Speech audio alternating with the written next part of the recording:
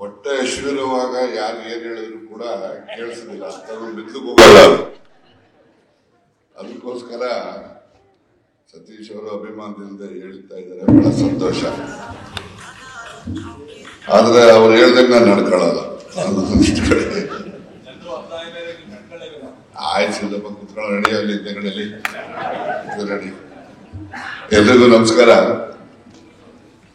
ಸಮಯನೂ ಕೂಡ ಆಗಿದೆ, ಹೆಚ್ಚು ಮಾತನಾಡ್ಲಿಕ್ಕೆ ಬಹಳಷ್ಟು ವಿಚಾರಗಳಿದ್ರು ಕೂಡ ಇನ್ನು ಮಾತನಾಡ್ತಕ್ಕಂಥವ್ರು ಕೂಡ ಬಹಳಷ್ಟು ಜನ ಇದ್ರು.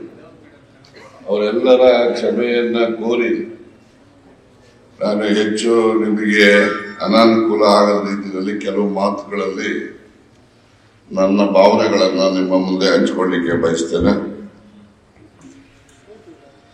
ಹಿಂದುಳಿದ ವರ್ಗಗಳ ಒಕ್ಕೂಟದ ದಶಮಾನೋತ್ಸವ ಕಾರ್ಯಕ್ರಮ ವಿಶೇಷವಾಗಿ ನಿಮ್ಮನ್ನ ಎಲ್ಲರೂ ಕೂಡ ಈ ರೀತಿ ಬಿಳಿ ಬಟ್ಟೆ ಹಾಕೊಂಡು ಡಯಾಸ್ ಮೇಲೆ ಕೂತ್ಕೊಳ್ಳೋದಕ್ಕೆ, ಮುಂದೆ ಕೂತ್ಕೊಳ್ಳೋದಕ್ಕೆ ಕಾರಣೀಭೂತರಾದಂತವರು ಸನ್ಮಾನ್ಯ ಡಿ ದೇವರಾಜ್ ಅರಸರು ಅಂತ ಹೇಳಿ ನಾವೆಲ್ಲ ನಂಬಿದ್ದೇವೆ.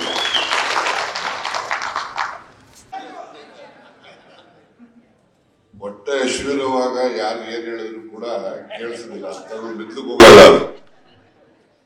ಅದಕ್ಕೋಸ್ಕರ ಸತೀಶ್ ಅವರು ಅಭಿಮಾನದಿಂದ ಹೇಳ್ತಾ ಇದ್ದಾರೆ, ಬಹಳ ಸಂತೋಷ. ಆದ್ರೆ ಅವ್ರು ಹೇಳ್ದಂಗೆ ನಾನು ನಡ್ಕೊಳ್ಳಲ್ಲ. ಆಯ್ತು ಸಿದ್ದಪ್ಪ, ಕುತ್ಕೊಳ್ಳೋ ರೆಡಿ ಅಲ್ಲಿ ತೆಗಡಲಿ ರೆಡಿ. ಎಲ್ರಿಗೂ ನಮಸ್ಕಾರ. ಸಮಯನೂ ಕೂಡ ಆಗಿದೆ, ಹೆಚ್ಚು ಮಾತನಾಡ್ಲಿಕ್ಕೆ ಬಹಳಷ್ಟು ವಿಚಾರಗಳಿದ್ರು ಕೂಡ ಇನ್ನು ಮಾತನಾಡ್ತಕ್ಕಂಥವ್ರು ಕೂಡ ಬಹಳಷ್ಟು ಜನ ಇದ್ರು. ಅವರೆಲ್ಲರ ಕ್ಷಮೆಯನ್ನ ಕೋರಿ ನಾನು ಹೆಚ್ಚು ನಿಮಗೆ ಅನಾನುಕೂಲ ಆಗದ ರೀತಿಯಲ್ಲಿ ಕೆಲವು ಮಾತುಗಳಲ್ಲಿ ನನ್ನ ಭಾವನೆಗಳನ್ನ ನಿಮ್ಮ ಮುಂದೆ ಹಂಚಿಕೊಳ್ಳಿಕ್ಕೆ ಬಯಸ್ತೇನೆ. ಹಿಂದುಳಿದ ವರ್ಗಗಳ ಒಕ್ಕೂಟದ ದಶಮಾನೋತ್ಸವ ಕಾರ್ಯಕ್ರಮ ವಿಶೇಷವಾಗಿ